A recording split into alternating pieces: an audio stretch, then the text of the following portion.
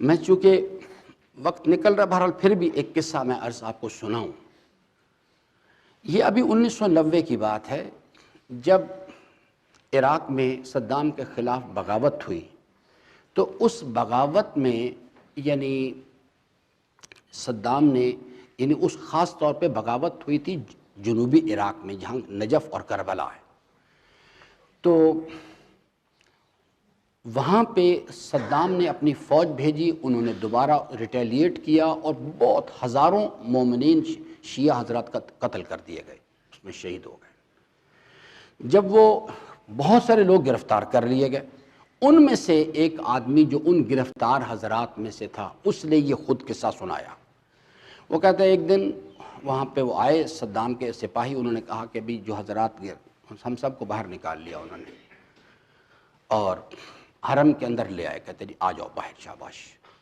پھر اس نے اسی تھوڑی دیر میں صدام کا داماد، اس کا نام تھا طٰہٰ حسین، وہ آ گیا اور اس نے تمام جو قیدی حضرات تھے جن کو گرفتار کیا گیا تھا اس واسطے کہ انہوں نے اس میں موومنٹ میں حصہ لیا تھا، اس نے کہا تم میں سے کون فرد ہے، آپ صدام حسین کا ساتھ دینا چاہتے ہیں یا امام حسین کے ساتھ ہیں؟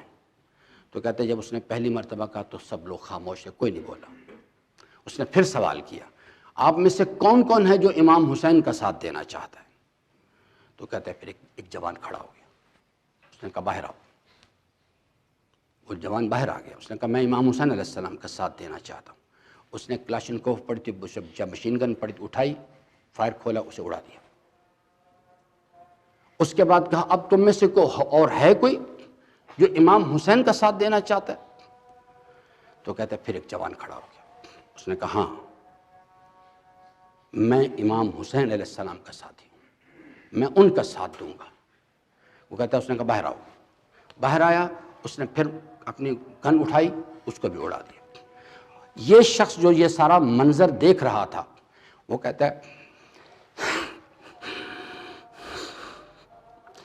میں نے رات کو عالم خواب میں حضرت کو دیکھا، حضرت تشریف لائے اور اپنے حضرت کے ساتھ کچھ لوگ تھے، ان کو مخاطب کر کے کہنے لگے کہ یہ جو پہلا جوان تھا اس کو اٹھاؤ اور لا کے جہاں میرے جوار میں جو شہدائے کربلا جسے گنج شہیداں کہا جاتا ہے اس جگہ پر اس کو دفن کیا جائے، اور یہ دوسرا جوان جو ہے اس کو لا کے میری زری میں میرے ساتھ دفن کرو۔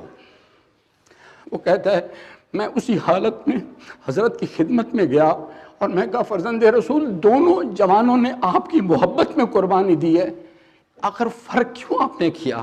فرمایا کہ جو پہلا جوان ہے وہ بھی بڑا قابل قدر ہے، لیکن اسے اپنے انجام کا پتہ نہیں تھا، وہ بغیر صورتحال کو دیکھے ہوئے آیا تھا، اس نے میرا ساتھ دیا، ہم اس کو اجر دیں گے اس چیز کا۔ لیکن دوسرا جوان جو ہے وہ تو انجام دیکھ کے آیا تھا، اس کو پتہ تھا کہ مجھے قتل کر دیا جائے گا، اس لیے اس کا اجر اس کے برابر نہیں، اس کو میں اپنے ساتھ رکھوں گا۔ یاد رکھیے گا میرے عزیزان، ہم بڑی چھوٹی چھوٹی باتوں پہ بک جاتے ہیں، ہمیں نہیں پتہ کربلا کیا چیز ہے۔ کربلا داستان عشق ہے۔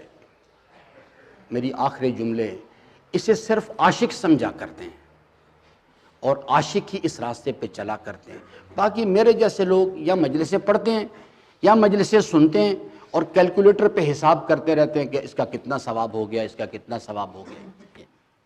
کربلا راہ عشق ہے، جو انسان اپنے امام کی محبت میں ایک فجر کی نماز کے لیے 5 منٹ کے آرام کو قربان نہیں کر سکتا، وہ کیا گمان کرتا ہے کہ کل جب وقت آئے گا اپنا علی اکبر قربان کرنے کا، جب وقت آئے گا اپنا وجود قربان کرنے کا، تو وہ قربانی دے گا اس چیز۔